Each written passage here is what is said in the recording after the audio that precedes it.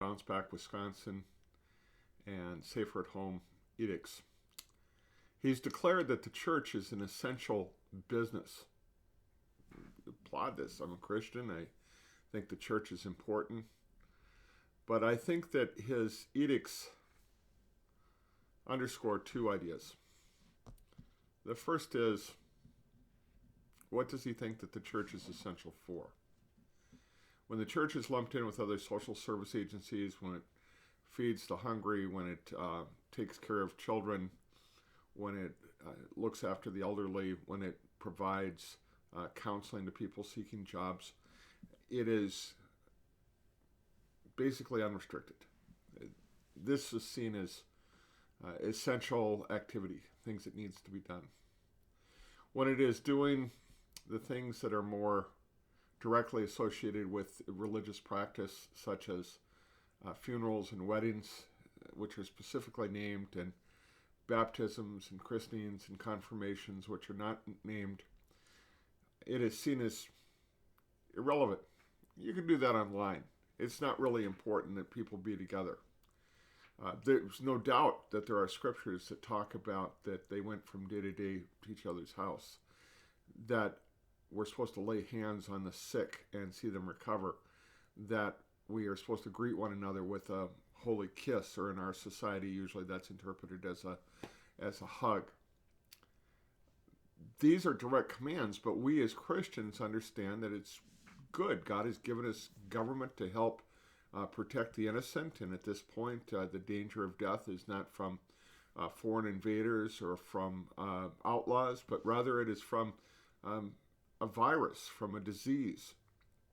And we applaud the government's desire to encourage social distancing, to encourage the wearing of masks, to encourage any practical thing that would bring about a reduction in the disease.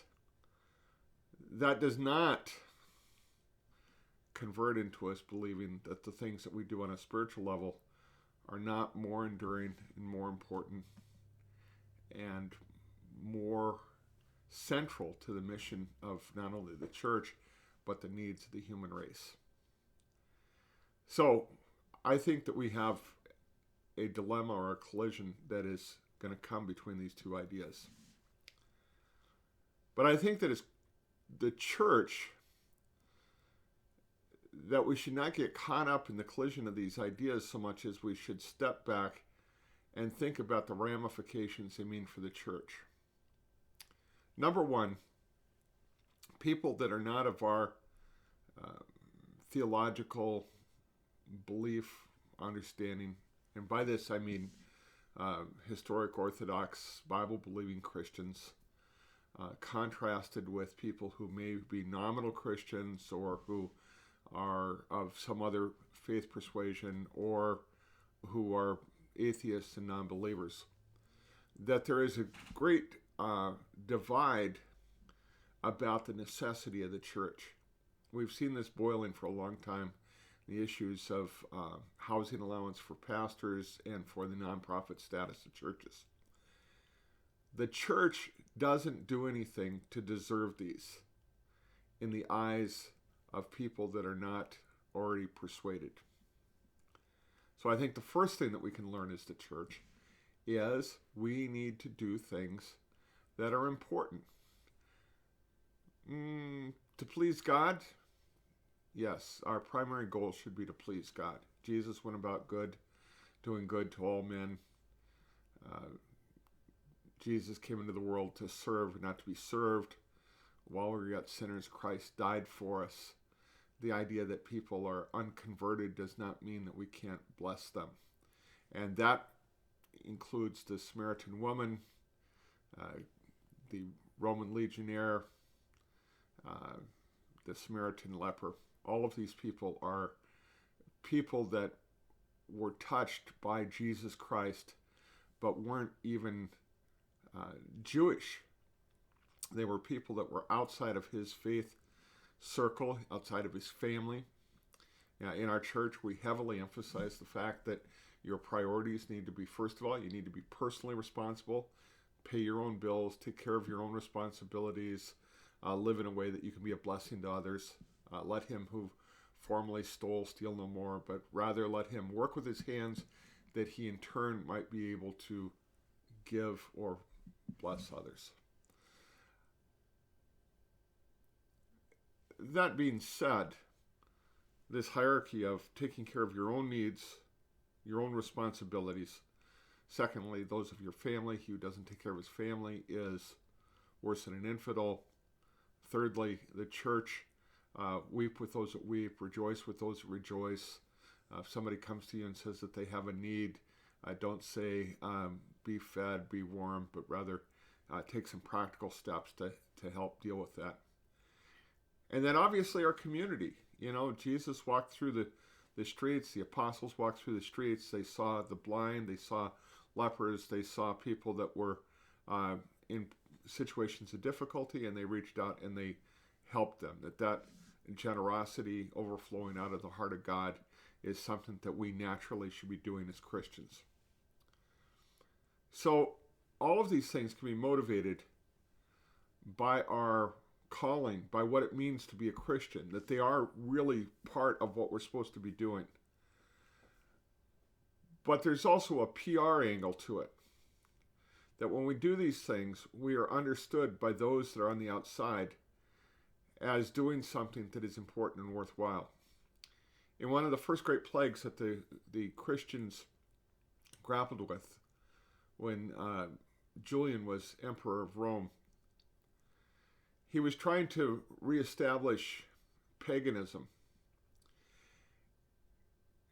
But one of the problems is that Christians during this plague had gone out in the streets and collected the sick and the dead from the pagan families who had cast them out. They were afraid of getting infected, so they'd literally thrown family members and household members into the street, and the Christians came and collected them.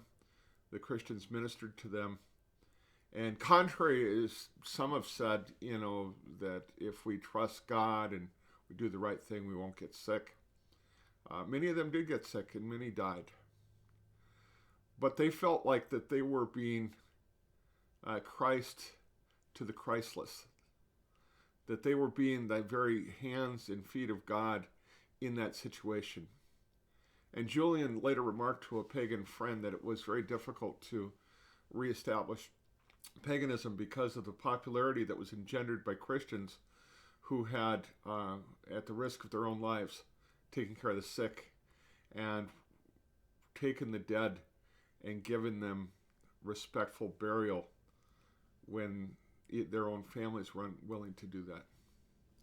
So number one, I think that we can learn from this pandemic, or more specifically from our government's response to the pandemic, that people that are not of our persuasion or of our beliefs do not see the importance of the church.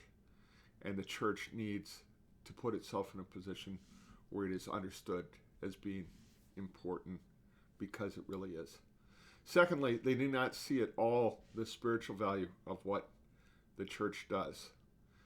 That the practices of the church are quaint and kind of like being a member of the Masons or the Rotary or some other club where old white people get together and sing songs. I think that we're lacking a power and a dynamism in the American church.